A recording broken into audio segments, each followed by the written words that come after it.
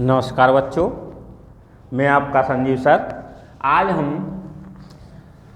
Class 12 से physics से गोलीय उत्तल पृष्ठ के लिए अपवर्तन का सूत्र लेके आए हैं, जो कि बोर्ड की परीक्षा के लिए बहुत ही महत्वपूर्ण है।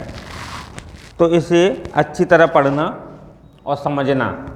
आज हम इस टॉपिक को शुरू करते हैं। तो देखिए, गोलीय उत्तल पृष्ठ के लिए अपवर्तन का सूत्र पहले हमने पिछले भाग में अवतल के लिए निकाला था, आज उत्तल के लिए है। उत्तल पृष्ठ क्या होता है? उत्तल पृष्ठ एक कटे हुए गोले का उभरा हुआ भाग होता है। क्या होता है? कटे हुए गोले का उभरा हुआ भाग, उसी को हम उत्तल पृष्ठ कहते हैं। जैसे देखिए, ये हमने उभरा हुआ भाग बना दिया, यानी कि उत्तल पृष्ठ बना दिया ये, और ये इसका हो गया मुख्य अक्ष। क्या हो गया? मुख्य अक्ष। ये एक उत्तल पृष्ठ है जिसको हमने एस डैश मान लिया, जिसका ध्रुव P है। देखिए, अब देखिए आगे, ये जो माध्यम होता है बाहरी माध्यम, ये विरल माध्यम कहलाता है। क्या कहलाता है? विरल माध्यम, जिसे हम N1 से प्रदर्शित करते हैं। जो अंदर का होता है उसे कहते हैं सघन माध्यम।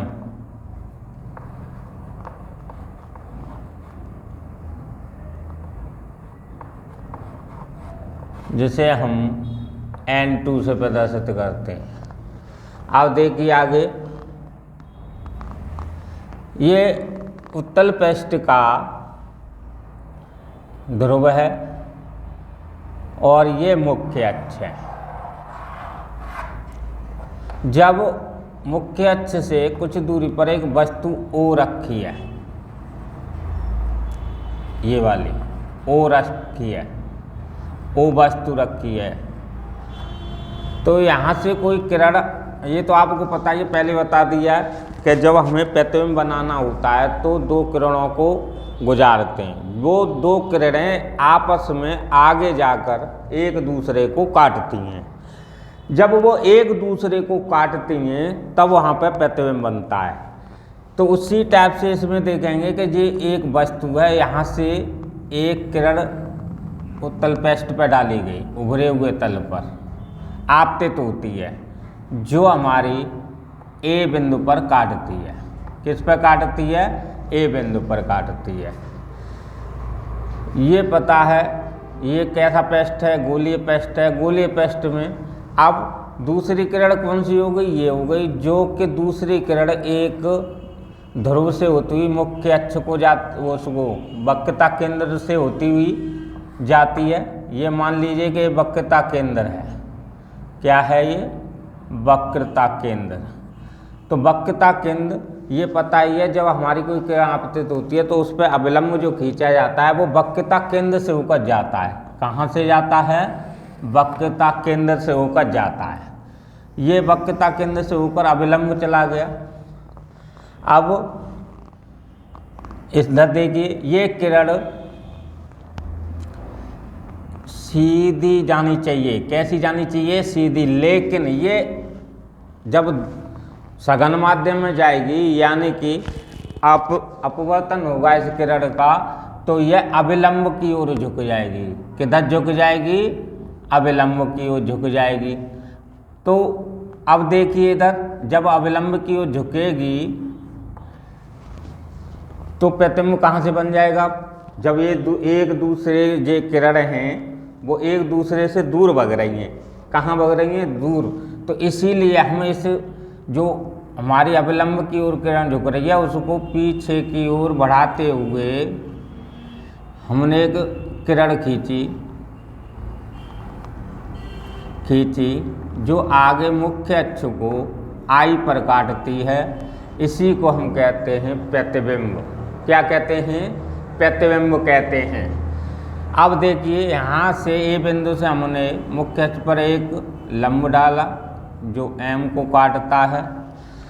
यदि इस गोलीय पृष्ठ का व्यास बहुत कम हो, यानी कि गोलीय पृष्ठ का व्यास बहुत कम हो, तो ये जो दूरियां हैं बहुत ही अल्प होती हैं। अल्प होती हैं तो ये दूरी पूरी ली जाती है, यानी एम तक दूरी न लेके ये कहाँ तक ली जाती है? पी बिंदु तक ली जाती है। तो इसके कोण भी छोटे होंगे। ये अब देखिए जो कोण हमारा अविलंब से है वस्तु का, इसको हम कहते हैं आपतन कोण, और जो इधर खिंचा प्रतिबिंब से अविलंब की ओर, ये अपवर्तन कोण हो गया।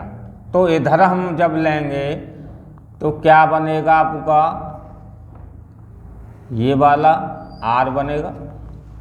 तो देखिए इधर इसको हमने मान लिया, ये जब छोटे कोण हैं तो इसको अल्फा, इसको बीटा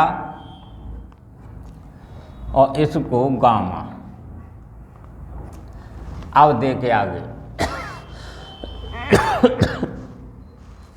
अब इसी के अनुसार हम इसमें लिखेंगे। पहले तो दूरियां लिख लें कि जब हम जानते हैं कि वस्तु से ध्रुव की दूरी u होती है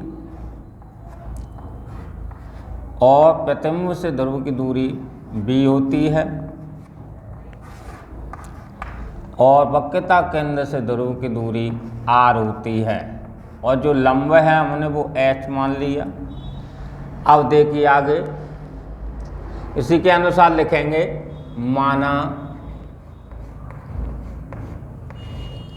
एस डैश एक उत्तल पृष्ठ है। कैसा पृष्ठ है? उत्तल पृष्ठ है, जिसका ध्रुव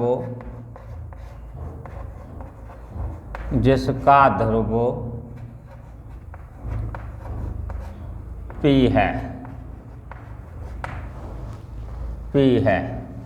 O वस्तु है और इसका I प्रतिबिंब है।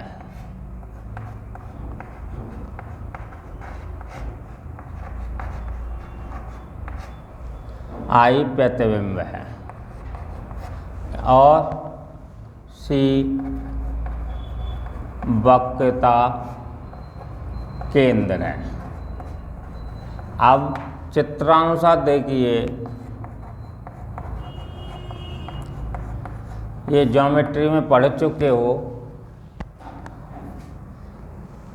कि अंतः दो कोणों का योग बाह्यतः कोण के योग के बराबर होता है। यानी कि इसमें आई क्या हो गया?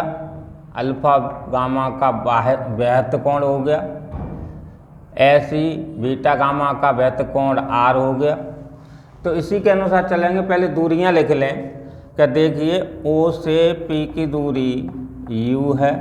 अब देखिए ये बाहर हमारे हम पहले बता चुके हैं कि लेंस से या दर्पण से बाहर की ओर जो दूरियां लेते हैं वो नेगेटिव होती हैं, जो अंदर साइड में यानी सघन माध्यम में लेते हैं वो पॉजिटिव आती हैं। तो उसी के अनुसार लिख दें, ओ पी बराबर माइनस यू, आई पी बराबर माइनस के बी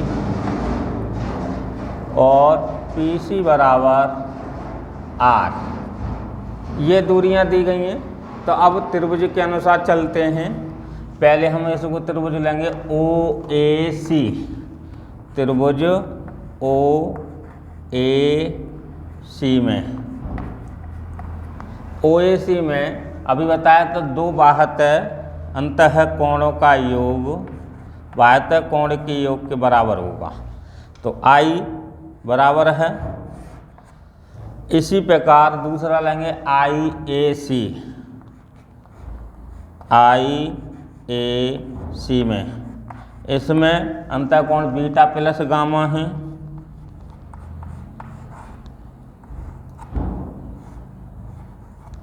बीटा प्लस गामा इकाई के बराबर है, आर के बराबर है, तब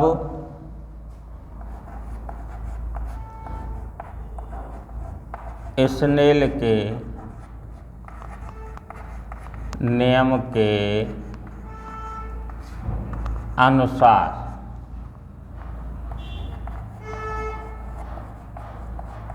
स्नेल का नियम क्या है? Sine I upon sine R equal to N, N क्या है? n2 upon n1। अब इसका क्रॉस मल्टीप्लाई कर देंगे तो ये आ जाएगा आपका n1 साइन आई बराबर n2 साइन आर। ये आ गया। हम पहले बता चुके हैं कि जब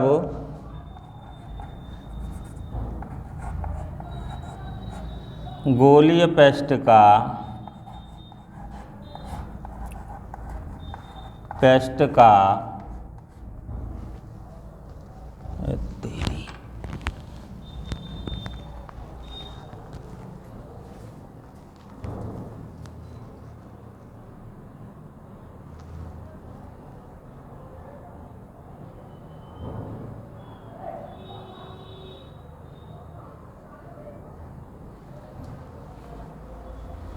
जब गोलीय पृष्ठ का, इधर देखें, इसे यहाँ दिखाई नहीं दे रहा है, आगे देख लें। जब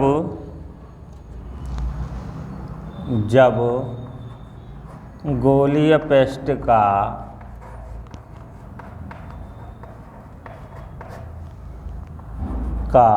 व्यास बहुत छोटा हो तब आई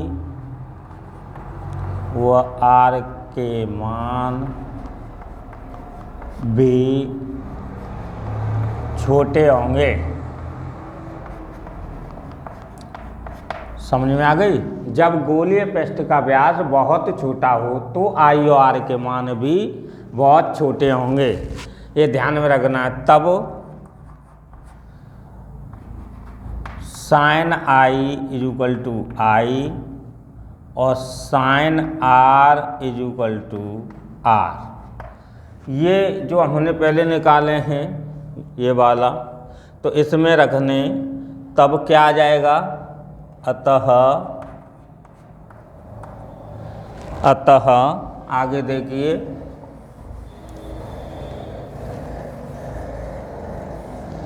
अतः n1 साइन आई की जगह आई हो जाएगा और n2 साइन आर की जगह आर हो जाएगा। ये मान लिया हमने समीकरण फर्स्ट। अब यहाँ तक हो गया ये। आगे देखिए, यहाँ से इसमें क्या करेंगे हम? आई व आर के मान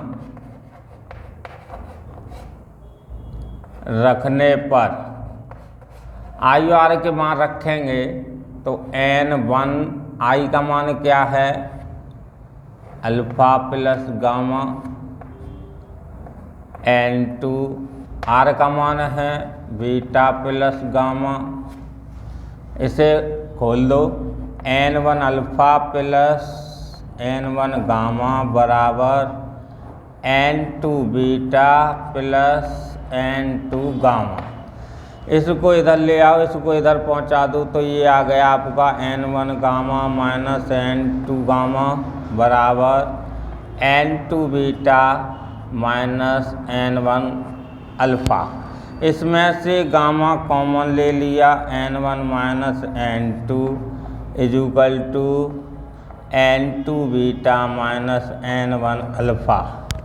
ये आ गया निकल के। इसे सीधा करना चाहो तो सीधा कर सकते हो, गामा n2 माइनस n1 बराबर n1 alpha minus n2 beta. ये समीकरण दूसरा हो गया। तो नोट करिए जल्दी, आगे कराते हैं।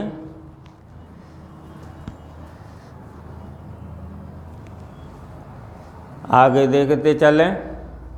अब देखिए इसमें अब क्या करेंगे कि वही चीज़ कि जब आई व आर के मान, ये तो हम पहले बता चुके हैं कि क्यों छोटे होते हैं। आई और आर के मान छोटे होते हैं, छोटे होंगे तो अल्फा बीटा गामा भी छोटे होंगे। ये बात ध्यान में रखनी है। तो ये आ गया। अब आगे देखिए, अब इसी के अनुसार इसमें अल्फा बीटा गामा के मान निकालेंगे तो अल्फा इज इक्वल टू क्या होता है, tan alpha. Tan alpha is equal to लंब यानी कि AM अपॉन OM। तो ये आ गया निकल के H अपॉन माइनस का U। ऐसे बीटा निकालेंगे तो tan beta is equal to H upon minus का V। फिर gamma is equal to tan gamma is equal to H upon minus का नहीं आएगा, ये अंदर है इसीलिए R। अब क्या करना है हमें, अब ये अल्फा बीटा गामा के मान समीकरण 2 में रखने हैं। तो 2 में रखेंगे तो उसी के आधार पर करेंगे। तो देखिए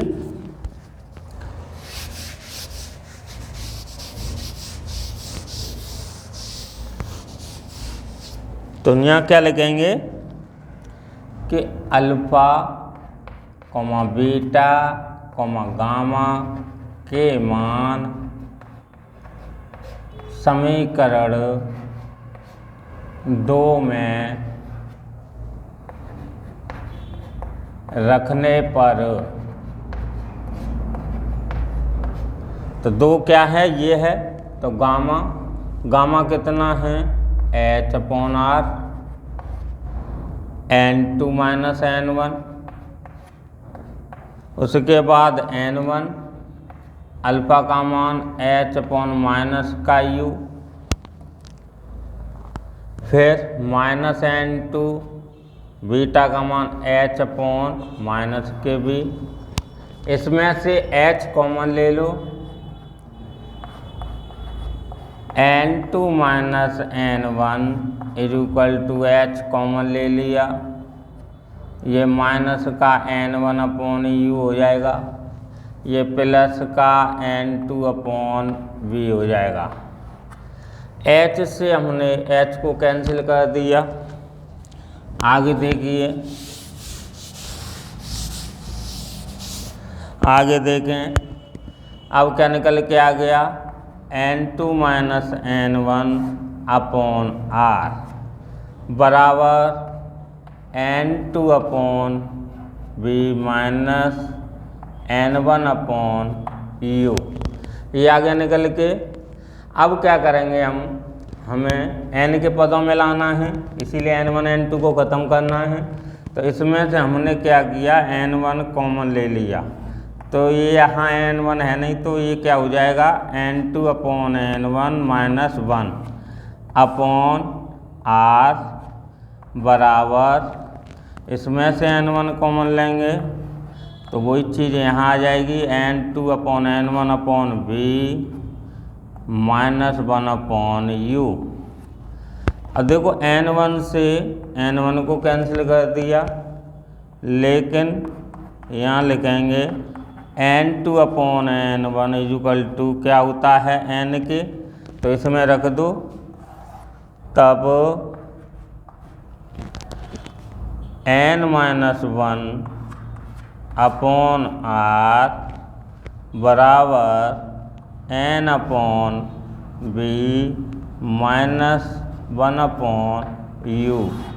ये आपका उत्तल दर्पण के लिए यानी उत्तल पृष्ठ के लिए अपवर्तन का सूत्र आ गया। आपको कहीं इसमें समझ में ना आ रहा हो तो कमेंट्स करके ज़रूर बताएं। और मित्रों, भाइयों, ये अभी पेपर है, इसका एग्ज़ाम है फिजिक्स का 12th क्लास का, इसीलिए आप इस डेरिवेशन को और अवतल पृष्ठ की डेरिवेशन को अच्छी तरह पढ़ लें, क्योंकि ये बहुत ही इम्पोर्टेंट है, आपकी परीक्षा में हर बार पूछी जाती है। इसीलिए इसको ध्यान से अच्छी तरह पढ़ना इसको और कंप्लीट करना। हमारा वीडियो कैसा लगा कमेंट्स करके ज़रूर बताना, और हमारे चैनल को लाइक करो भाई, सब्सक्राइब अधिक से अधिक सब्सक्राइब करो भाई। सब्सक्राइब नहीं आ रहे हैं, अब हमारे बहुत कम सब्सक्राइब आ रहे हैं, इसीलिए ज़्यादातर इसको शेयर करो भाई, और कमेंट्स करो, लाइक करो, शेयर करो और सब्सक्राइब भी करवाओ भाई। इतनी हम आपके लिए वीडियो डाल रहे हैं, अच्छी तरह खूब मेहनत करके तो आगे बढ़ाइए। बस आज के लिए इतना ही, धन्यवाद।